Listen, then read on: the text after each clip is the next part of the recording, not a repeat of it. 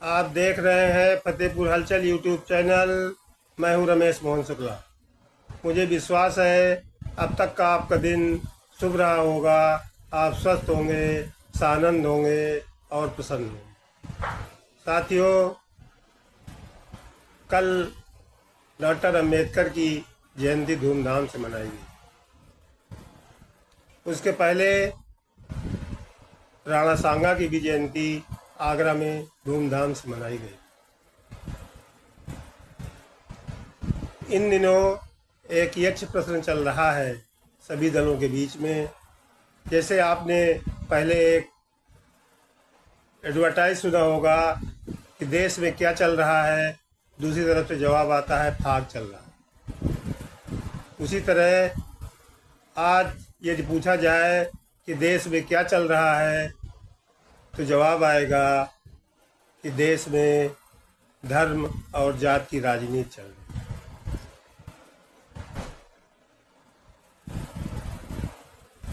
राणा सांगा जयंती के दिन करणी सेना द्वारा आगरा में जो प्रदर्शन किया गया, तलवारों के साथ, बंदूकों के साथ और उग्र नारों के साथ,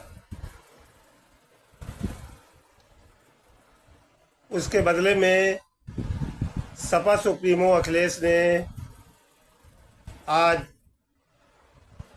10 सुंदरी फूलन देवी का मुद्दा उछाल दिया गया। ये सब क्या चल रहा है इस देश की राजनीति? अपने अपने वोटों की गोलबंदी।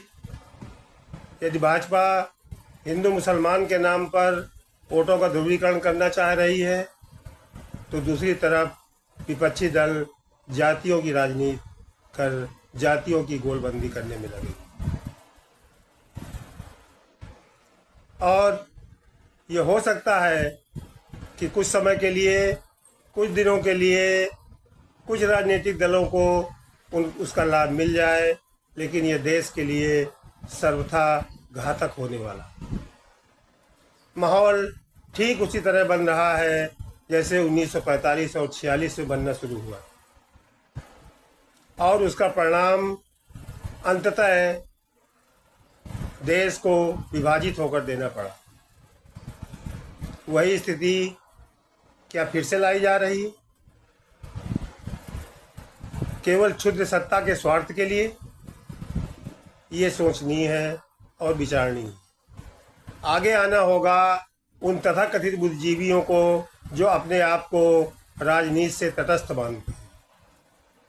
महाभारत में कहा गया है कि समय शेष है नहीं पाप का, भागी केवल व्याघ्र, और जो तटस्थ है समय लिखेगा उनका भी अपराध। तो जो इस देश के वास्तविक राष्ट्र प्रेमी हैं, जिनको इस देश से प्रेम है, इस देश की सभ्यता से प्रेम है, संस्कृत से प्रेम है, और वो चाहते हैं कि ये देश एक बना रहे, तो उनको खुलकर आगे आना होगा। यदि नहीं आते तो निश्चित रूप से वो भी उतने ही दोषी माने जाएंगे जितना ये कार्य करने वाले। राजनीति आज सेवा का माध्यम नहीं, कौन है, बल्कि अपने संपन्नता का, अपनी आय का साधन बन गई। जो भी नेता चुना जाता है जनता की सेवा करने के नाम पर, वो इन 5 सालों में इतनी अकूत संपत्ति इकट्ठा कर लेता है कि उसको फिर किसी और व्यवसाय करने की जरूरत नहीं पड़ती। हमारे सामने विश्व के तमाम लोकतांत्रिक देशों का उदाहरण है। अमेरिका जैसा आर्थिक रूप से समृद्ध देश, जहाँ के 2 बार राष्ट्रपति रहने के बाद भी बराक ओबामा को रिटायर होने के बाद एक प्राइवेट कंपनी में काम करना पड़ता है। लेकिन क्या कभी आपने अपने देश में भी ये सुना कि कोई विधायक एक बार रह लेने के बाद उसने कोई जॉब किया, उसने कोई व्यवसाय किया, उसने कोई कार्य किया, उसने कोई सेवा की? नहीं। तो आज राजनीति सेवा का नहीं बल्कि साधन का व्यवसाय बन गई।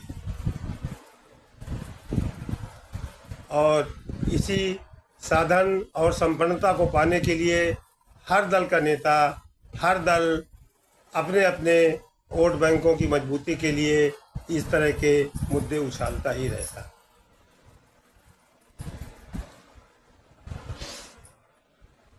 पश्चिम बंगाल में एक अलग तरह का उदाहरण है।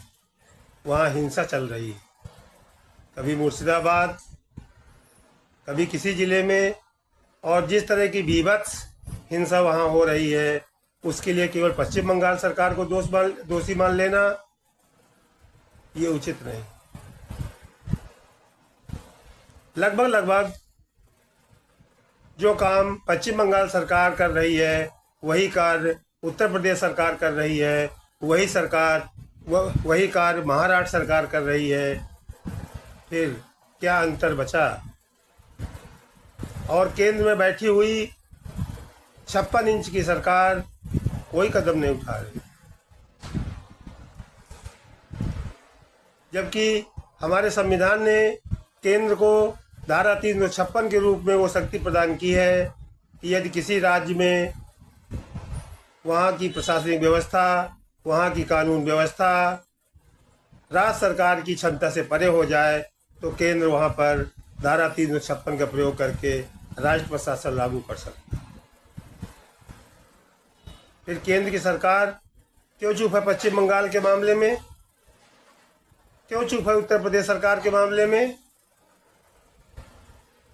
जहां लगातार जाति और धार्मिक हिंसाएं उग्र होती चली जा रही? हो सकता है ये मेरी बात राजनीतिक दलों से जुड़े हुए लोगों के लिए अच्छी न लगे, लेकिन इस देश का एक अदना सा देशवासी होने के नाते मेरी ये पहली चिंता है। देश रहेगा तो दल रहेंगे तो राजनीति होगी, लेकिन यदि देश ही न बचा तो काहे के दल और काहे की राजनीति। आज के वीडियो में सिर्फ बस इतना। यदि आपको मेरी ये वीडियो पसंद आए तो YouTube चैनल फतेहपुर हलचल को सब्सक्राइब कर लीजिएगा, वीडियो को लाइक कर दीजिएगा और शेयर भी कर दीजिएगा। आपकी क्या राय है अपने विचारों से कमेंट के माध्यम से ज़रूर अवगत कराइएगा। धन्यवाद। आप देख रहे हैं फतेहपुर हलचल YouTube चैनल और मैं हूं रमेश भोंगा। ओ देश मेरे तेरी शान पे सदके कोई धन है क्या तेरी धूल से बढ़ के, तेरी धूप से रोशन तेरी हवा पे जिंदा।